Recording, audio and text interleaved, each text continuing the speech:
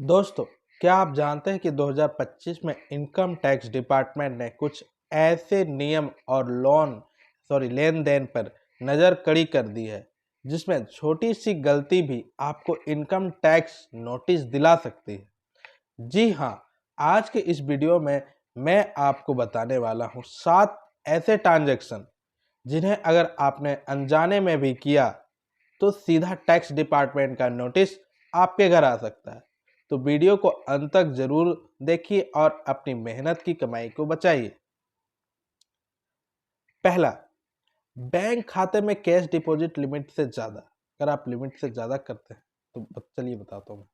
अगर आप अपने सेविंग अकाउंट या करंट अकाउंट में साल भर में 10 लाख से ज़्यादा कैश जमा करते हैं तो ये सीधा इनकम टैक्स के रडार पर जाता है। बैंक हर लेन देन की जानकारी टैक्स डिपार्टमेंट को भेज देता है। ठीक है, पहला समझ चुके हैं हम। दूसरा, क्रेडिट कार्ड से भारी भरकम कैश पेमेंट। ठीक है, अगर आप अपने क्रेडिट कार्ड का बिल नगद में 1 लाख से ऊपर चुकाते हैं तो यह संदिग्ध माना जाता है।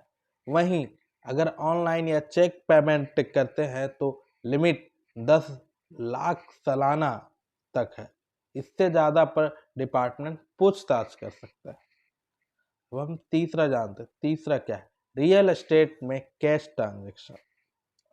प्रॉपर्टी खरीदते या बेचते समय अगर आप 30 लाख या उससे ज़्यादा का कैश ट्रांजैक्शन करते हैं तो यह सीधा आयकर विभाग को रिपोर्ट किया जाता है।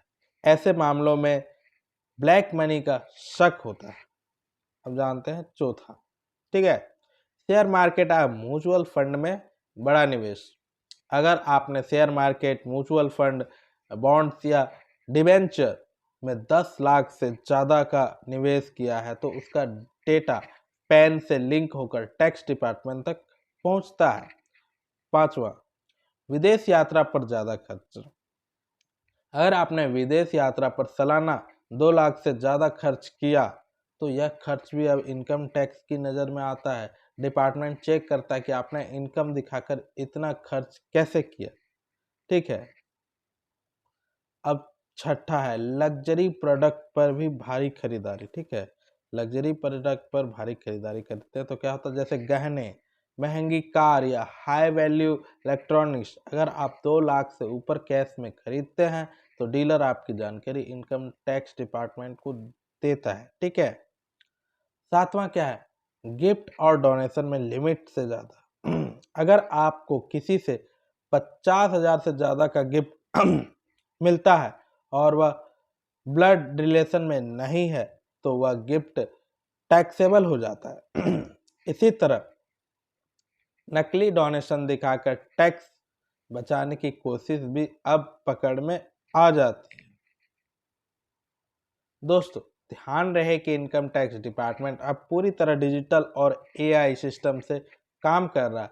यानी आपके हर बड़े ट्रांजैक्शन की रिपोर्ट सीधे वहां जाती है। गलती से भी ये 7 ट्रांजैक्शन करने से पहले सावधान रहें, वरना इनकम टैक्स नोटिस आने में देर नहीं लगेगा। समझ पा रहे हैं? तो दोस्तों, उम्मीद है ये जानकारी मददगार लगी होगी।